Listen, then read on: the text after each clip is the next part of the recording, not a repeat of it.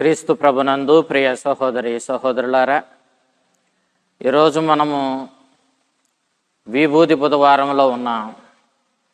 క్రీస్తు ప్రభు యొక్క శ్రమలను ధ్యానించుకునే కాలంలో, తపః కాలంలో మనం ఉన్నాం.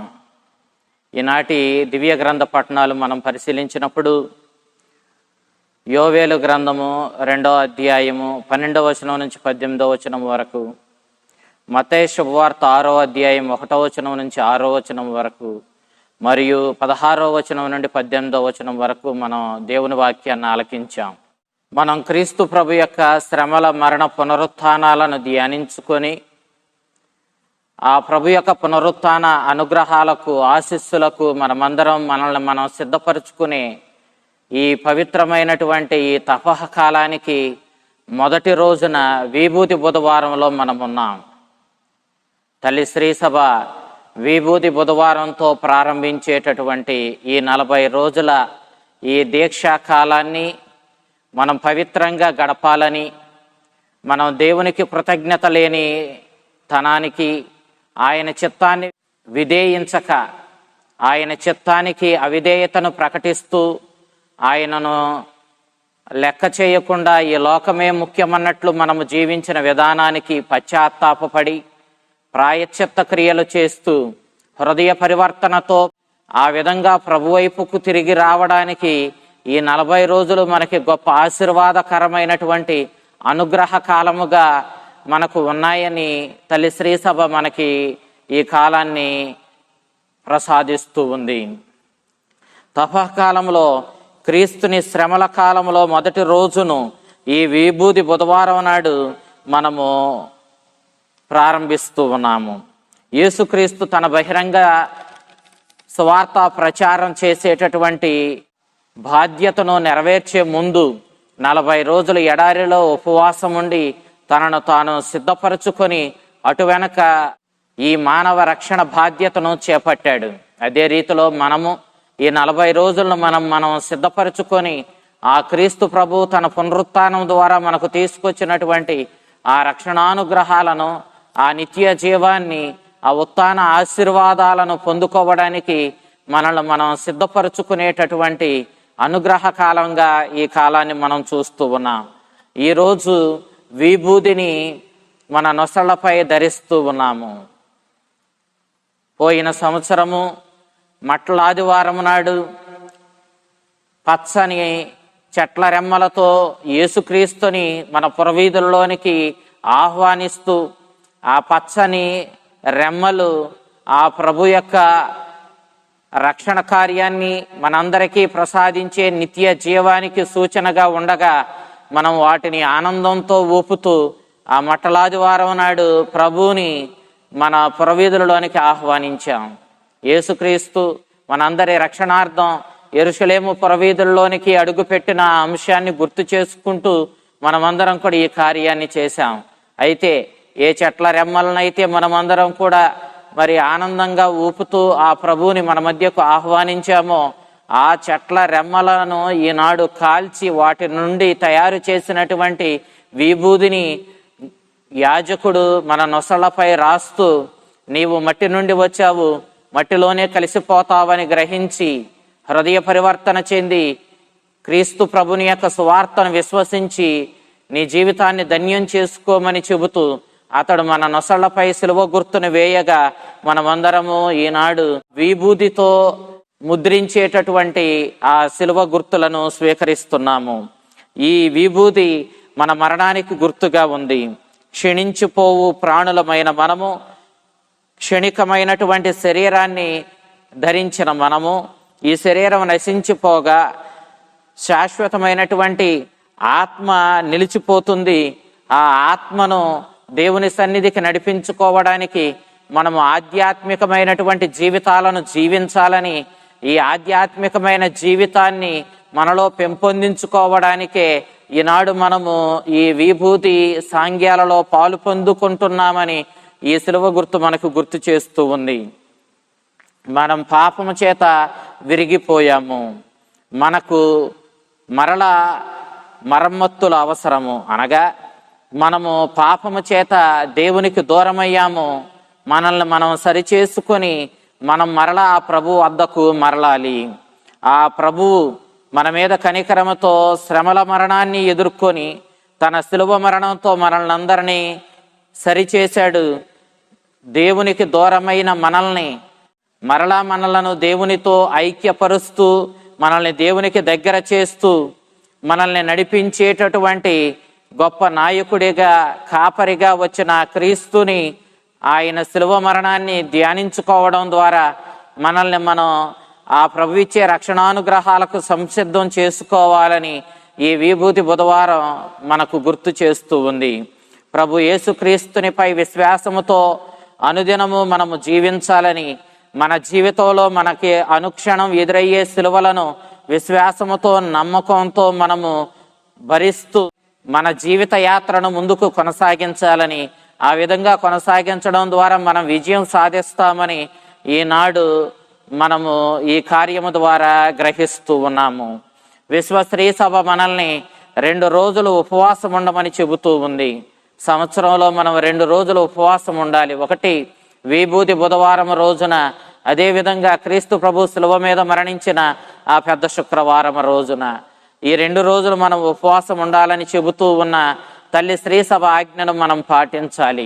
అంతే రీతిలో ఈ తపకాలంలో ప్రతి శుక్రవారము మనం మాంసం భుజించకుండా ఉండాలి అనేటటువంటి నియమాలు కథోలికులలో ప్రచారంలో ఉన్నవే. ఉపవాసం మారు మనసుకు పశ్చాత్తాపానికి చిహ్నం.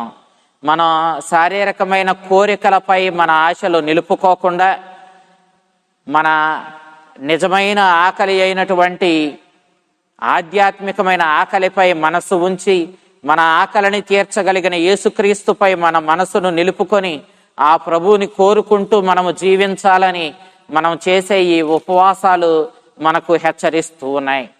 కథోలిక శ్రీ సభ మనకు ముఖ్యంగా 3 నియమాలను ఈ కాలంలో పాటించమని అడుగుతా ఉంది. అవి ఉపవాసము, ప్రార్థనలు, దాన ధర్మాలు. ఆ విధంగా యేసుక్రీస్తుని శ్రమలు ధ్యానిస్తూ పాపాలకు పశ్చాత్తాపపడుతూ మారు మనసు పొంది హృదయ పరివర్తన చెందుతూ పాప సంకీర్తనము చేస్తూ దేవుని అనుగ్రహాలను పొందుకోమని ఈ కాలాన్ని కథోలిక శ్రీసభ మనందరికీ గొప్ప అనుగ్రహ కాలంగా, ఆశీర్వాదకరమైన కాలంగా మనకి ప్రసాదిస్తూ ఉంది. ఆంగ్లంలో లెంట్ అను పదము వసంత కాలాన్ని సూచిస్తూ ఉంది. వసంతకాలంలో చెట్ల రెమ్మలు వాటి పాత ఆకులను విడిచిపెట్టి వసంతకాలంలో కొత్త పచ్చని చిగురులతో క్రొత్త ఆకులను మొలకెత్తిస్తాయి. అదే రీతిలో ఈ తపకాలము మన జీవితంలో మన పాత స్థితిని విడిచిపెట్టి ఒక నూతనమైనటువంటి క్రీస్తునితో కూడిన, క్రీస్తుకు చెందినటువంటి గొప్ప అనుగ్రహపూరితమైనటువంటి క్రొత్త జీవితాన్ని మనం ప్రారంభించాలని ఈ తపకాలము మనల్ని అందరినీ కోరుతూ ఉంది. ఈనాటి మొదటి పట్టణాన్ని మనం చూసినట్లయితే యోవేలు ప్రవక్త ద్వారా దేవుడు తన సందేశాన్ని ఇశ్రాయేలీయులకు అందిస్తూ ఉన్నాడు. నేడు ఈ వాక్యము ద్వారా దేవుడు మనతో మాట్లాడుతూ వ్యక్తిగతంగా మనల్ని కూడా హెచ్చరిస్తూ ఉన్నాడు. యూదులు అనేక ఇబ్బందులకు గురి అయ్యారు. వాళ్ళ బాబిలోనియా బానిస ముగిసింది. వాళ్ళు గుంపులుగా ఇశ్రాయేలు దేశానికి తిరిగి వచ్చారు. వారు నెహెమియా, ఎజ్రా నాయకత్వంలో అనేక విప్లవాత్మకమైనటువంటి మార్పులకు లోనయ్యారు. వాళ్ళ సలహాలు పాటించి అనేక రీతుల్లో వాళ్ళు చక్కబెట్టుకున్నారు. అయినప్పటికీ కూడా వాళ్ళ జీవితంలో నుండి ఇబ్బందులు తొలగిపోలేదు. ఈ ఇబ్బందులు ఎదుర్కొంటున్న ఇశ్రాయేలీయులు అసలు దేవుడు ఉన్నాడా? ఆయన ఎక్కడ ఉన్నాడు? ఉంటే ఆయన ఏం చేస్తూ ఉన్నాడు? మనం ఇన్ని ఇబ్బందులకు గురి అయి సతమతం అవుతూ ఉంటే ఆయన చోద్యం చూస్తూ ఉన్నాడా, వేడుక చూస్తూ ఉన్నాడా అంటూ దేవుణ్ణి ప్రశ్నించడం ప్రారంభించారు. అనేక మంది అవిశ్వాసుల నుండి వెలువడుతున్న ఈ ప్రశ్నలకు యోవేలు ఎంతో చింతించాడు, ఆశ్చర్యపోయాడు. అప్పటికే నక్క మూలుగుతూ ఉందంటే తాటిపండు దాని మీద పడింది అన్నట్లు వీళ్ళు అప్పటికే అనేక ఇబ్బందులకు గురి అయ్యి దేవుని ఉనికినే ప్రశ్నిస్తూ అవిశ్వాసంలోనికి జారిపోతూ ఉండగా వారికి ఇది చాలదన్నట్లు మిడతల దండు వాళ్ళ పొలాలపై పడి గొప్ప ప్రళయాన్ని సృష్టిస్తూ ఉంది. ఈ యొక్క విపత్కరమైన పరిస్థితుల్లో యోవేలు ఇశ్రాయేలు ప్రజల్ని హెచ్చరిస్తూ, మీరు హృదయ పరివర్తన చెందండి, దేవుని వైపు మరలండి, ఆయన ఉనికిని ప్రశ్నించడం కాదు, మీరే గోనెపట్టును ధరించి బూడిదపై కూర్చొని మీ పాపాలకు ప్రాయశ్చిత్తం చేసుకుంటూ ఉపవాసాలు చేస్తూ దేవుని సహాయాన్ని అడగండి, ఆయన తప్పకుండా మిమ్మల్ని ఆదుకుంటాడు. ఓ యాజకుల్లారా, మీరు పవిత్రమైన సమావేశాలను ఏర్పాటు చేసి ప్రజలను దేవుని వాక్యంతో నింపి ప్రజలకు దేవుని యందు విశ్వాసాన్ని నూరిపోసి వాళ్ళందరినీ దేవుని వైపుకు మరల్చండి. మీరు ఈ విధంగా ప్రజలను హెచ్చరించి వారిని సరిచేస్తే కరుణామయుడు, ప్రేమపూరితుడు అయిన దేవుడు తప్పకుండా మిమ్మల్ని ఆదుకుంటాడు, మీకు మంచి పంటలు పండేలా చేస్తాడు, మీకు మంచి రోజులు ప్రసాదిస్తాడు అంటూ వాళ్ళను మరలా ప్రోత్సహిస్తూ చెప్పినటువంటి ప్రవచనాలను మనము యోవేలు గ్రంథంలో ఆలకించాం. మీరు దేవుని వైపు విశ్వాసంతో తిరగండి, ఉపవాసంతో, సంతాపంతో, ఏడ్పులతో మీ బట్టలు చించుకొని బూడిదపై కూర్చొని గోనెపట్టును ధరించి ప్రభు వైపు మరలండి, ఆ ప్రభుని మీ జీవితంలోనికి ఆహ్వానించండి. అప్పుడు ఈ మిడతల దండు నుండి, ఈ విపత్తు నుండి మీకు విడుదల లభిస్తుందని దేవుడు మిమ్మల్ని ఆదుకుంటాడు, ఎందుకంటే అతడు కరుణామయుడు, ప్రేమపూరితుడు అని చెప్పి యోవేలు ప్రవక్త ఇశ్రాయేలు ప్రజలకు తెలియచేశాడు. యూదులు బూడిదపై కూర్చోవడం, గోనెపట్టును ధరించడం, ఉపవాసాలు ఉండడం వారి యొక్క ప్రాయశ్చిత్త క్రియలకు, పశ్చాత్తాపానికి, వారి సంతాపానికి గుర్తుగా వాళ్ళు పాటించేటటువంటి నియమాలు.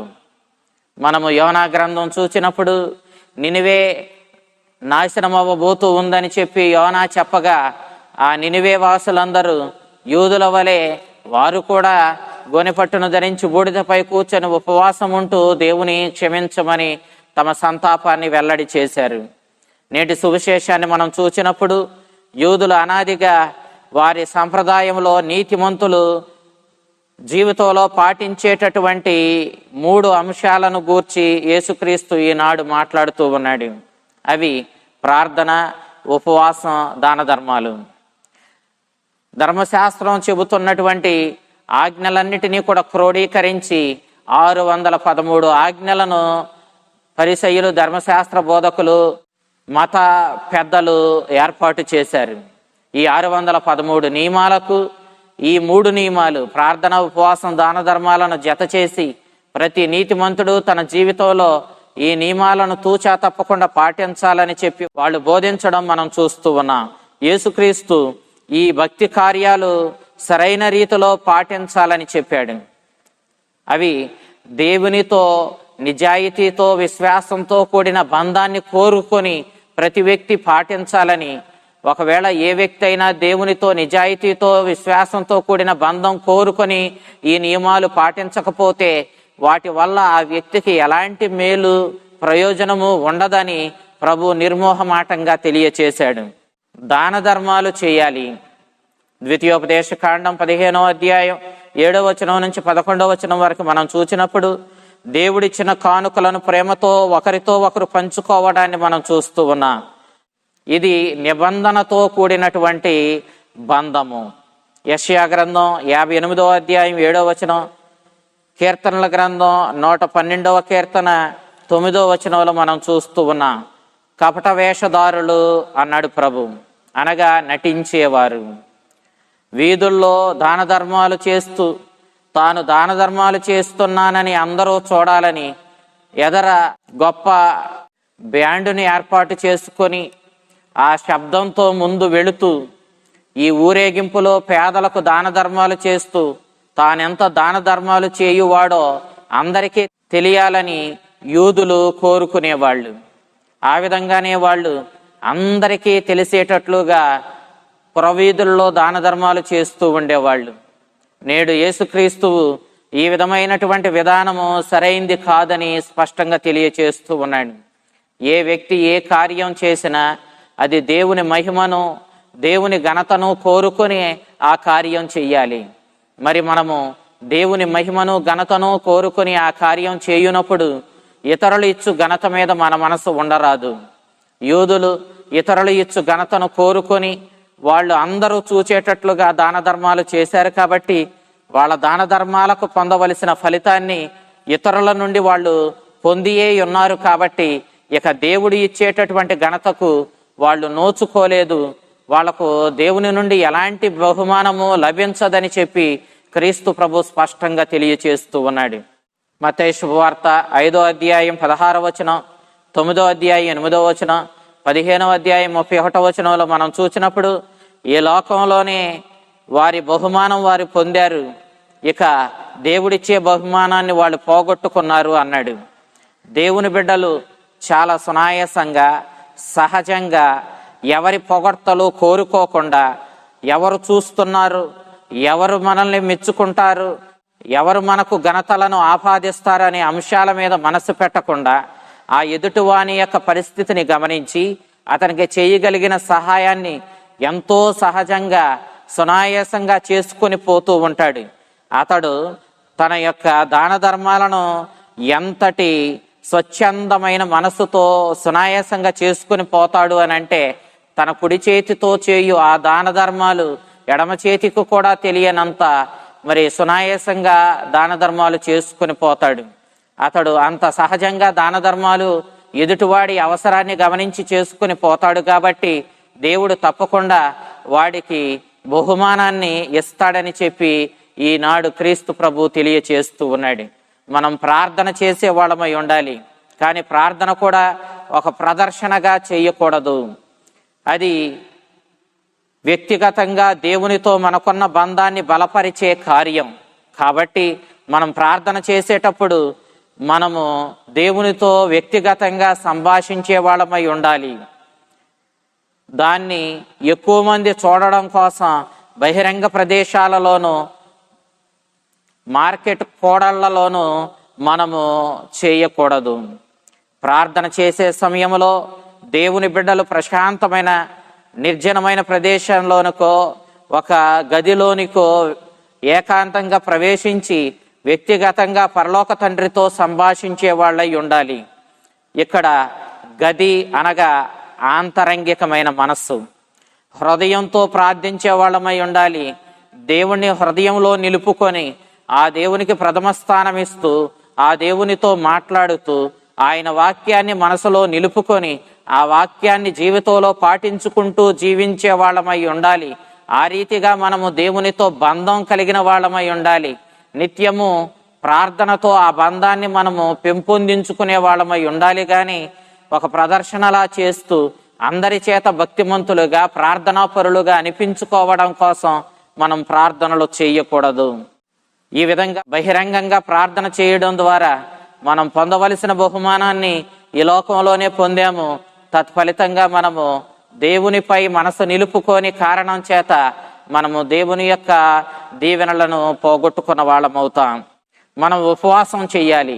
యూదుల జీవితంలో ఉపవాసం చేయడం వారి జీవన శైలిలో సహజమైన విధానము. వారు వారానికి 2 రోజులు ఉపవాసం ఉండేవాళ్ళు. వాళ్ళు ఉపవాసాన్ని ప్రాయశ్చిత్త క్రియలకు, పశ్చాత్తాపానికి, సంతాపానికి గుర్తుగా వాళ్ళు వాడేవాళ్ళు.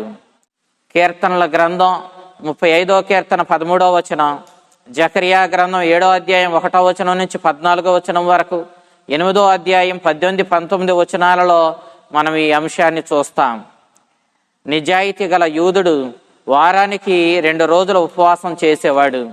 మోషే సీనాయి పర్వతం పైకి ఎక్కి దేవుడిచ్చినటువంటి ధర్మశాస్త్రాన్ని తీసుకొని దిగి వచ్చాడు.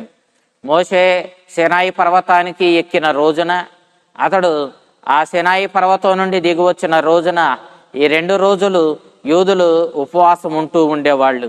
యేసుక్రీస్తు వారి ఉపవాస సమయంలో వేషధారుల వలె అందరూ గమనించేటట్లుగా బిక్కమొహాలు వేసుకొని వాళ్ళు ఉపవాసం చేసి అందరి చేత గొప్ప భక్తిమంతుడిగా ఉపవాసం చేస్తున్న వ్యక్తిగా